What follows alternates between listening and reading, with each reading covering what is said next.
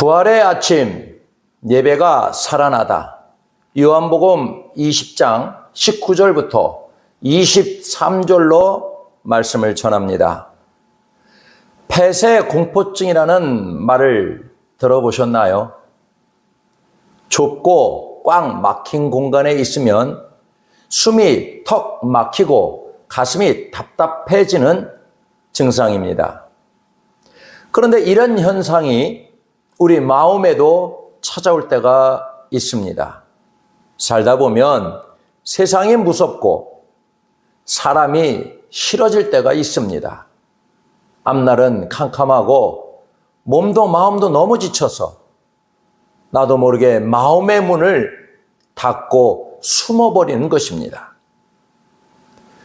겉으로는 웃으며 성도님들과 인사도 나누지만 정작 속으로는 아무도 내 인생에 상관하지 마라. 나 혼자 이 고통을 견디겠다라며 스스로를 어두운 방에 가두고 계신 분도 계실 것입니다. 오랫동안 신앙생활을 하신 분들도 예외는 아닙니다. 기도가 막히고 찬양이 입가에서만 맴돌 때 하나님조차 멀게 느껴져 영적인 외로움에 빠지기도 합니다. 오늘 성경 19절에 나오는 제자들의 모습이 딱 그랬습니다. 제자들이 유대인들을 두려워하여 모인 곳에 문들을 닫았더니, 이 제자들이 닫아 걸은 것은 단순히 나무 문이 아니었습니다. 나는 실패자다라는 자책감과 나도 죽을지 모른다는 두려움이라는 문이었습니다. 믿고 따랐던 꿈은 깨졌고 소망은 안개처럼 사라져버렸기 때문입니다. 그런데 그 죽음같이 캄캄하고 모든 것이 꽉 막힌 곳에 부활의 아침이 찾아왔습니다. 아무도 열 수 없었던 그 닫힌 문을 뚫고 주님이 찾아오신 것입니다. 그리고 그곳에서 멈춰있던 제자들의 심장이 다시 뛰고 죽었던 예배가 다시 숨을 쉬기 시작합니다. 예배를 통해 여러분의 마음을 꽉 누르고 있던 답답한 문들이 활짝활짝 열리기를 소망하겠습니다.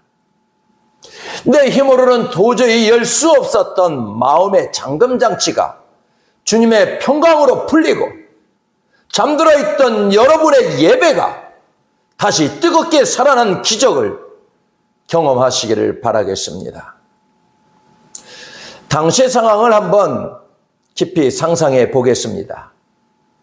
제자들은 지금 그야말로 멘붕 상태입니다.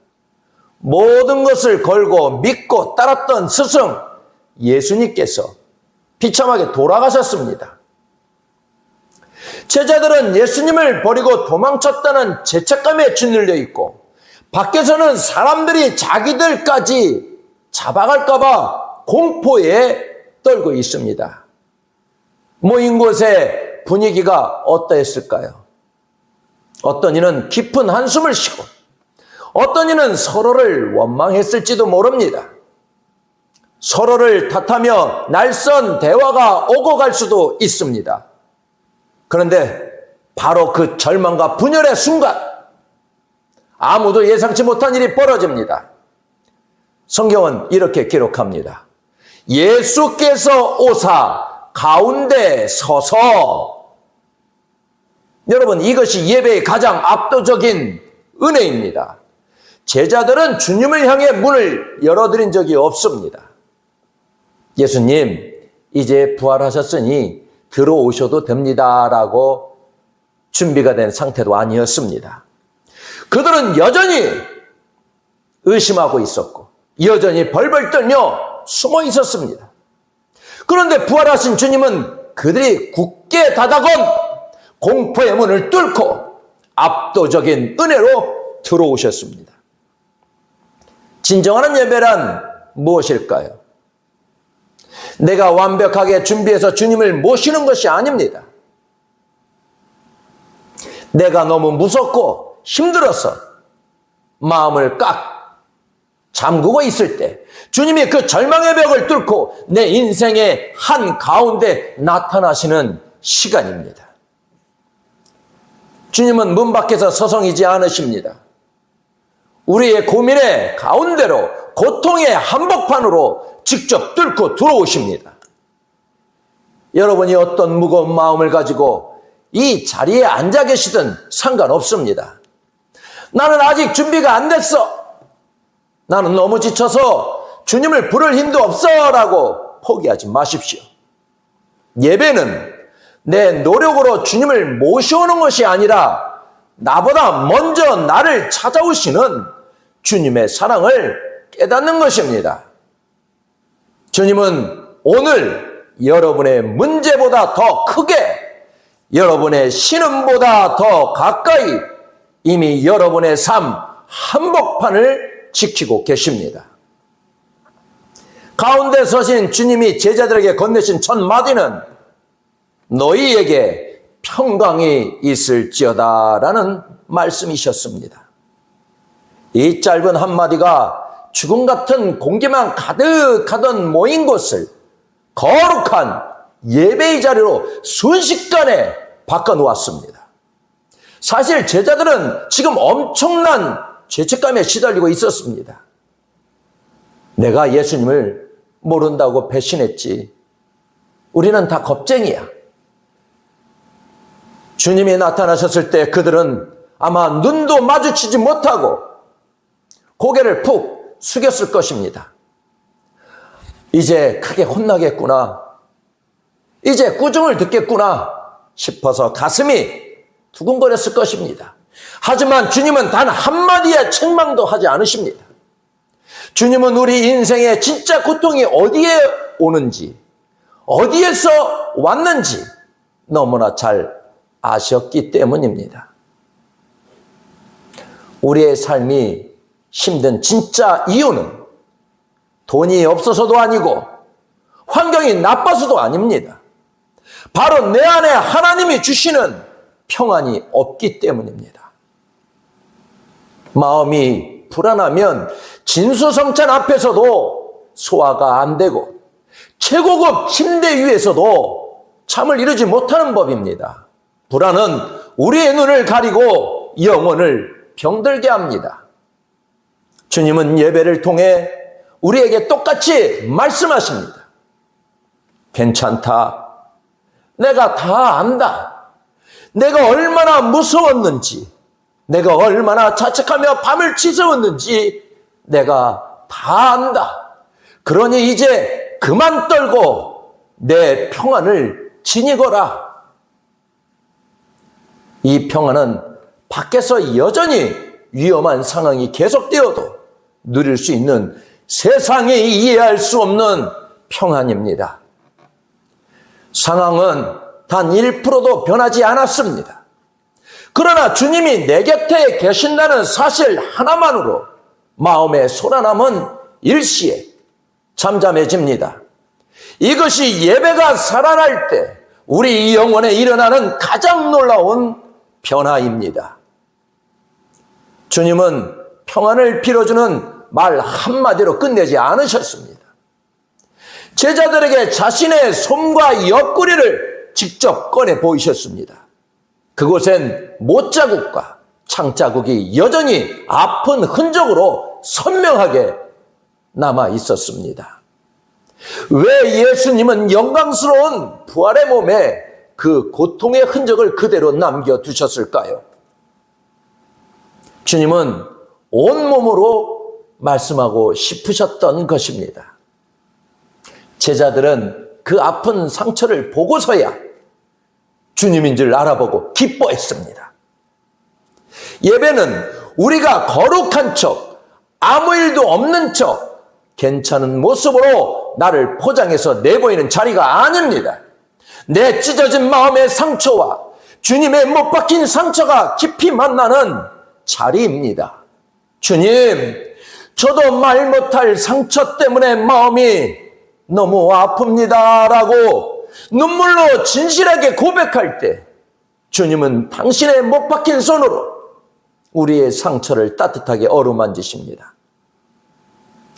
주님은 우리의 상처를 부끄러운 것으로 여기지 않으십니다. 오히려 그 상처를 통해 새로운 사명을 주십니다. 주님의 십자가 상처가 온 인류를 구원하는 부활의 영광이 되었듯이 예배를 통해 주님의 위로를 경험한 우리의 아픈 상처도 같은 아픔을 겪는 이들을 일으켜 세우는 치유의 손길이 될 것입니다. 우리를 치유하시는 예수님을 만날 때 우리의 아픔은 더 이상 부끄러움이 아니라 하나님 나라의 확실한 증거가 됩니다. 주님의 상처가 우리의 상처를 덮어주실 때 우리는 참된 평안을 얻고 다시 일어설 수 있습니다. 주님은 상처 입은 제자들 만져주신 후 놀라운 선포를 하십니다. 아버지께서 나를 보내신 것 같이 나도 너희를 보내노라. 이 말씀은 예배의 정의를 완전히 바꿉니다. 예배는 세상으로부터 숨어드는 안전한 대피소가 아닙니다. 주님은 은혜의 문을 열고 다시 세상으로 나가라고 명하십니다. 주님은 우리를 교회 안에 갇힌 종교인이 아니라 세상의 어둠을 밝히는 복음의 증인으로 부르셨습니다. 내가 만난 부활의 주님, 이 예배에서 얻은 신비한 평안을 여전히 두려움 속에 갇힌 이에게 나누어 주어야 한다는 것입니다. 예배가 살아나면 매일 마주하는 삶의 현장은 달라집니다. 고단한 일터와 학교, 눈물 섞인 가정이 바로 가장 영광스러운 선교제임을 결코 잊지 마시기 바랍니다. 우리는 본능적으로 압니다. 주님, 그래도 무섭습니다. 세상은 여전히 험악하고 저는 너무나 작고 보잘것없습니다 라고 말하고 싶은 것이 솔직한 우리 마음 아닙니까? 주님은 그런 우리의 약한 마음을 너무나 잘 아시고 가장 확실한 해결책을 주십니다. 본문 22절 말씀입니다. 그들을 향하사 숨을 내쉬며 이르시되 성령을 받아라. 부활하신 주님이 제자들에게 불어넣으신 숨결은 우리를 다시 살려내는 새로운 시작입니다. 세상에서 치열하게 버티다 보면 영적인 숨이 턱턱 막힐 때가 참 많습니다.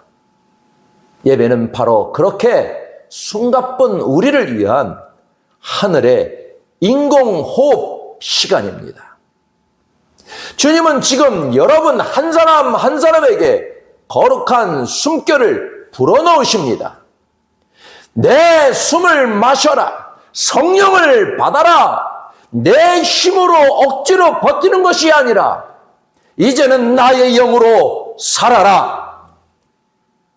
성령의 호흡이 내 안에 들어오면 놀라운 변화가 시작됩니다.